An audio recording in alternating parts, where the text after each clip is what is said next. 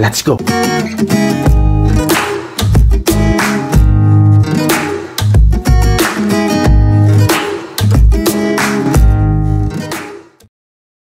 Halo, assalamualaikum warahmatullahi wabarakatuh. Apa kabar rekan-rekan semua? Udah lama banget nggak bikin video, luar biasa banget. Aduh, mohon maaf banget rekan-rekan semua. Jadi karena kesibukan dan banyak deh, susah kok ceritain. Mungkin nanti kapan-kapan kalau ada kesempatan akan saya ceritakan ya apa saja kegiatan saya. Yang pasti saya lagi berusaha merintis beberapa usaha gitu ya. Salah satunya adalah usaha jasa saya di bidang konsultan, dan beberapa kelas pajak pun saya juga lagi membuat program-program agar bisa kita lanjutkan ya, yang sudah terputus sekian lama gitu ya sekarang rekan-rekan. Dan alhamdulillah sekarang Allah memberikan hikmah, memberikan tenaga, memberikan waktu, jadi bisa mulai lagi nih, bisa akhirnya bikin video lagi ya. Mudah-mudahan ini menjadi video yang cukup menarik untuk ditonton. Dan kalau ditanya kenapa sekarang bikin video setelah sekian lama gak bikin video, karena alasannya satu, memang lagi ada sesuatu yang sungguh luar biasa yang membuat saya tergerak untuk bukan memberikan sesuatu masukan atau inputan atau apa sih. Jadi dalam hal kayak pengen ngobrol aja, pengen diskusi ya. Semoga nanti teman-teman yang nonton bisa berkomentar dalam kolom komentar, kita bisa diskusi. Jadi bukan dalam artian saya juga menyuruh Anda, enggak, saya hanya berdiskusi aja, berbagi apa yang saya rasakan. Tentang apa sih akhirnya saya bisa membuat video lagi? Ya mungkin teman-teman udah tahu ya, di saat ini sedang viral sedang luar biasa yaitu perang antara Palestina dengan Israel. Tentunya saya sebagai orang muslim, saya sangat berjuang dalam membela saudara saya di sana yang tertindas di Gaza oleh perang Israel. Ya kita tahu beritanya. Saya dalam kesempatan ini lagi nggak mau bicara asal usul Israel Palestina, kenapa bisa ada perang. Mungkin kalau dengan kesempatan teman-teman juga banyak yang request saya mau cerita, saya coba akan ceritakan dari apa yang saya tahu. Tapi sekarang intinya adalah saya ingin cerita terkait dengan dukungan Indonesia, negara muslim terbesar di dunia, kepada negara Palestina, masyarakat di Gaza yang sedang tertindas, sedang sangat menderita. Tiap hari mereka dibom, tiap hari mereka banyak korban. Terutama kalau ngeliat video-video di sosial media di mana banyak anak yang kehilangan orang tuanya ataupun orang tua yang kehilangan anaknya. Sampai beberapa relawan kita di Indonesia pun merasakan akibatnya. Dan beberapa video terakhir yang saya lihat ada anak bayi yang seluruh keluarganya meninggal, sisa anak bayi itu. Dan luar biasanya anak bayi itu waktu dalam perawatan tidak nangis sama sekali, Masya Allah. Dan terkait dalam dukungan Indonesia kepada negara Palestina, yaitu adalah dengan memboikot semua produk-produk Israel. Keluar kemarin yaitu Undang-Undang 83 tahun 2023 tentang fatwa MUI, tentang fatwa haram semua barang yang berafiliasi atau mendukung agresi militer Israel kepada Palestina. Nah, di poin ini rekan-rekan ini banyak menimbulkan kontra dan pro gitu ya, pro dan kontra. Saya terkait salah satu orang yang pro. Cuman memang ini adalah sesuatu yang dilema. Saya nggak bisa bilang ini sesuatu yang tidak menimbulkan masalah. Kenapa? Karena produk-produk tersebut yang difatwa haram, itu haram sekarang secara sifatnya, bukan dari kandungannya. Kalau kandungannya sudah kita konsumsi dari lama. Yang terkenal difatwakan haram contohnya sekarang adalah McDonald's, Pizza Hut, KFC, Aqua gitu ya, produk Danone, produk dari Nestle ya, itu terkenal. Keluar beberapa list ya yang difatwakan haram secara sifatnya tadi, bukan dari kandungannya. Kenapa? Karena dari dulu kita sudah konsumsi. Betapa anak saya sangat memfavoritkan ayam McDonald's karena tidak pedas, cukup ramah untuk lidahnya para anak-anak.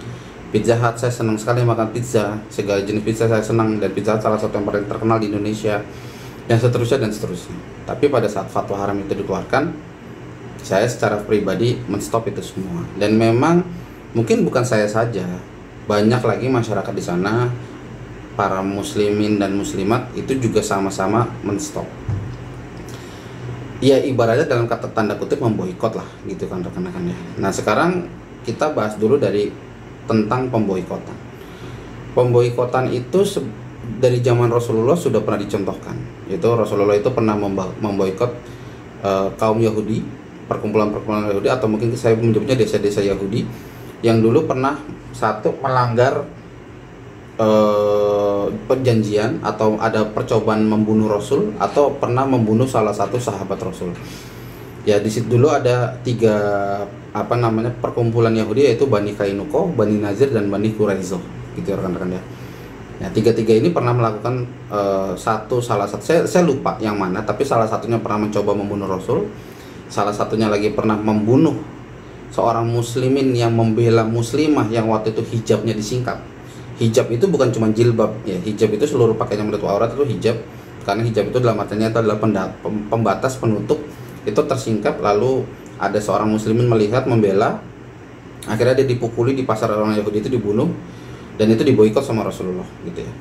Lalu ketiga lagi pada saat Bani Quraizo kalau tidak salah itu melakukan pengkhianatan terhadap janji yang sudah disepakati untuk mendukung Madinah gitu ya. Dalam waktu itu perang Khandak gitu ya, perang Ahzab atau perang Khandak. Waktu itu Bani Quraizo berkhianat, maka diboikot, diserang oleh Rasul, diboikot, tidak bisa keluar, tidak ngambil, bisa dikepung desanya. Jadi akhirnya mereka keluar dari wilayah Madinah. Jadi pada intinya pemboikotan itu sudah pernah dicontohkan oleh Rasulullah gitu ya. Dan pemboikotan itu dalam beberapa ulama yang saya pelajari, ulama Indonesia maupun ulama-ulama Mesir yang sudah terkenal fatwa-fatwanya, bahkan dipakai oleh para ustadz-ustadz di Indonesia, para alim ulama di Indonesia, itu menyebutkan adalah fatwa pemboikotan itu harus dari pemerintah. Karena kalau tidak dari pemerintah, ya satu, tidak ada pengaruhnya. Kalau cuma segelintir orang yang memboikot, apa pengaruhnya? Itu yang pertama. Yang kedua, tentunya yang bekerja di restoran McDonald's kan itu adalah putra-putra Indonesia, putri-putri Indonesia yang punya anak orang Indonesia juga. Kalau sampai perusahaannya bangkrut lalu mereka tidak bisa makan, pemboikotan itu jadi salah. Jadi yang punya kekuatan untuk melakukan pemboikotan itu adalah pemerintah. Salah satu rekan saya yang pernah muncul di YouTube saya juga, itu dia punya ide begini, bahwa sebaiknya nggak usah diboikot, tapi yang perlu diboikot adalah sumber dana dari Indonesia jangan sampai ke luar negeri. Jadi kita tetap beli makanan, makanan tetap bisa berinteraksi seperti biasa, tapi sumber dananya jangan sampai ke Israel, tetap di Indonesia. Jadi tidak mengurangi atau tidak merugikan bangsa kita sendiri. Ya semoga bisa seperti itu, tapi itu pun ya kita harus nunggu pemerintahnya seperti apa gitu ya. Yang pasti fatwa haramnya sudah keluar. Secara saya pribadi, bahwa saya yang fakir ilmu ini, yang miskin ilmu ini, tidak bisa punya alasan untuk tidak menolak fatwa haram itu ya, atau untuk menolak fatwa haram itu. Karena ya para ulama yang saya percaya, para ulama-ulama terkenal yang sering muncul di TV, di YouTube seperti Ustadz Hadi Hidayat dan banyak ulama lainnya, itu sudah sepakat dengan fatwa haram itu dari MUI. Saya pribadi yang tidak punya ilmu, punya kekuatan apa, punya alasan apa untuk menolak? Sedangkan para ulama guru-guru besar yang menurut saya itu luar biasa dalam pemahaman agama Islam ini, itu setuju. Dan kalau saya menolak, apa alasan saya? Kecuali kalau menurut saya bahwa produk-produk itu, dalam saya pribadi, contoh misalkan saya pakai sampo Clear itu adalah salah satu di daftarnya, adalah salah satu yang difatwakan haram. Lalu kalau tidak memakai sampo Clear itu, kalau saya memakai sampo yang lain, merek lain, itu akan gatal, atau mungkin rambut saya akan rontok, atau kulit kepala saya akan luka-luka dan sebagainya. Itu oke, silakan pakai sampo Clear, karena belum ada penggantian sepadan. Karena kalau kita bicara produk Yahudi, hampir seluruh sosial media itu produknya Yahudi, WA, Instagram, Facebook, Google, ya. Itu semua produknya itu kreasinya orang Yahudi, karena mau tidak mau memang Allah sudah menciptakan mereka adalah salah satu bangsa terpintar di dunia. Gitu. Jadi ya sangat inovatif sekali ciptaannya gitu.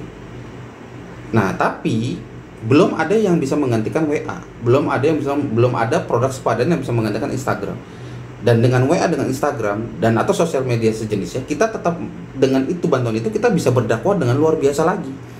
Ya, jadi ada nilai sisi baiknya. Nah, jadi saya pribadi, satu adalah saya benar-benar mengharamkan dari listnya yang disebut. Yang jadi masalah, belum banyak yang kalau saya cari list dari MUI-nya itu tidak jelas yang mana, itu yang jadi masalah. Cuman ada yang keluar yang terpercaya, ada list yang disebutkan 121 macam Jadi saya hanya benar-benar mengikuti merek yang disebut. Jadi dan saya tidak mensamakan jenisnya dengan satu produk yang sama. Contoh gini, Magnum itu adalah salah satu produk es krim yang disebutkan difatwakan haram. Magnum itu kita tahu dia adalah produk dari es krim Walls. Karena Magnum yang disebut, saya tidak menyikapi atas produk es krim Walls yang lain. Es krim Walls produknya banyak, ada Cornetto, ada Fizz, ada Pedal Pop. Karena tidak difatwakan haram, saya boleh kalau anak saya mau beli seperti itu, silakan beli. Magnumnya jangan gitu. Atau kalau memang ternyata produk itu belum bisa ditemukan penggantinya tadi, ya jangan, ya silakan dipakai gitu. Atau kalau yang sudah terlanjur dibeli sebelum fatwa haram ini keluar, silakan dipakai. Karena pun saya juga menyaksikan beberapa para ulama, para ustadz itu menyampaikan kalau sudah dibeli silakan dipakai. Karena sekali lagi bukan kandungannya yang haram, tapi sifatnya yang diharamkan. Nah, beberapa waktu ini saya sangat cukup miris menyaksikan banyak status WA rekan-rekan, bahkan saudara-saudara saya menyebutkan sudah mulai terdampak nih. Banyak yang di PHK, pegawai kontrak. Susah bicara rekan-rekan. Bagaimana ya? Ulama kita memfatwakan haram, tapi karena pemerintahnya belum membuat environmentnya secara lengkap terkait apa efeknya dan apa impactnya. Pada saat ada mungkin pem-PHK-an karena perusahaan-perusahaan itu bangkrut, tidak ada yang beli, apa yang bisa dilakukan? Saya hanya bisa mendoakan rekan-rekan bahwa satu, dengan menolong agama Allah, menolong saudara kita yang seiman, pasti pertolongan Allah datang. Itu yang pertama. Yang kedua, mungkin ini cobaan dan tidak akan terbukti keimanan seseorang tanpa adanya cobaan. Dan kalau dibandingkan dengan cobaan yang pernah dialami para sahabat, para anbiya zaman dulu, kita nggak ada apa-apanya. Para anbiya itu terancam dibunuh, setiap hari disiksa, diboikot, sampai ibunda ya Ummul Mukminin Siti Khadijah meninggal gara-gara pemboikotan 3 tahun waktu itu. Ya, jadi kaum muslimin dari Bani Hashim itu pernah diboikot oleh satu desa Quraisy gitu. Gara-gara itu ibunda kita Ummul Mukminin Siti Khadijah sakit dan meninggal. Belum ada apa-apanya apa yang kita rasakan, rekan-rekan. Jadi semoga kita bisa bersabar. Dan kalau diingat apa yang terjadi dengan saudara-saudara kita di Palestina sana, bagaimana ada seorang ayah lagi bersama keluarganya, tiba-tiba bom jatuh, rumahnya runtuh, ayah itu sendirian menangis-nangis, memukul-mukuli hasil bekas-bekas runtuhan untuk mencari keluarganya yang semuanya sudah meninggal. Betapa saya terakhir beberapa hari yang lalu melihat seorang anak seumuran mungkin umur 13-14 tahun, dia mengambil pungutan serpian dari tubuh ayahnya yang meledak, yang kena bom meledak, diambil satu-satu, dikumpulkan, ada tangannya tinggal sepotong, ada serpian dagingnya. Kalau kita mengingat itu, apakah kita bisa dibilang sangat kesusahan? Mungkin enggak. Tapi ya kita juga tidak bisa menyampingkan bahwa pada saat ada seorang ayah yang di PHK karena fatwa ini, lalu anaknya tidak bisa makan, itu sangat menyakitkan. Jadi contoh nyata yang bisa saya lakukan, saya hanya peduli dengan orang-orang sekitar saya, dan saya akan coba membantu sebisanya saya, sekuatnya saya coba membantu gitu rekan. Jadi memang terkait fatwa haram ini, kalau saya pribadi, saya tetap mendukung itu, karena para ulama adalah para penerus anbiya. Dan salah satu ustadz yang pernah saya nonton juga, pernah saya saksikan keilmuannya di YouTube, dan saya percaya dengan keilmuan beliau. Apapun yang kita lakukan di dunia ini, apalagi dalam urusan agama, perlu dalil. Dan dalil itu nyampe ke kita dari para guru. Nah, berlindunglah dengan dalil para guru. Suatu saat di yaumul qiyamah nanti kita ditanya kepada Allah, kenapa kamu melakukan itu? Kita berlindung atas nama guru kita. Jadi kalau saya harus melakukan sesuatu yang saya tidak punya dasar, saya tidak bisa melakukan itu. Dalam hal ini apa? Menolak fatwa haram itu, saya nggak punya dasar. Ya dasarnya adalah teman-teman lakukan semampunya apa yang Anda bisa. Kalau memang produknya belum bisa Anda tolak, contoh susu misalkan, anak Anda hanya cocok susu Nestle, produk Nestle, dan kalau diminumkan produk lain, anak Anda bisa alergi, bisa radang, ya jangan, ya tetaplah pakai produk Nestle. Karena itu produknya dan yang bisa cocok sama anak Anda. Dan tetaplah minta pertolongan kepada Allah. Di surat Al-Baqarah kalau kita kesulitan, Allah hanya meminta dua, apa itu? Salat dan sabar. Ya, salat dan sabar, salat dan sabar. Jadi rekan-rekan, mari kita berdoa semoga Allah Subhanahu wa taala tetap melindungi kita, menjaga kita. Inilah gambaran betapa susahnya kita beribadah di akhir zaman, teman-teman. Untuk memegang teguh agama kita sangat susah. Betapa karena fatwa haram ini banyak orang yang berseberangan sampai lupa bahwa kita bersaudara, akhirnya kita bertengkar. Jangan sampai.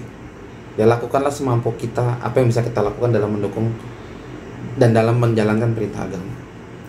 Mungkin itu rekan-rekan yang saya bisa curhatkan. Sekali lagi, saya bukan dalam kapasitas untuk ngasih tahu, untuk minta, untuk nyuruh. Saya hanya curhat, hanya menyampaikan apa yang saya rasakan. Semoga MUI kita, pemerintah kita bisa lebih kafah atau bisa lebih sempurna dalam memberikan fatwa.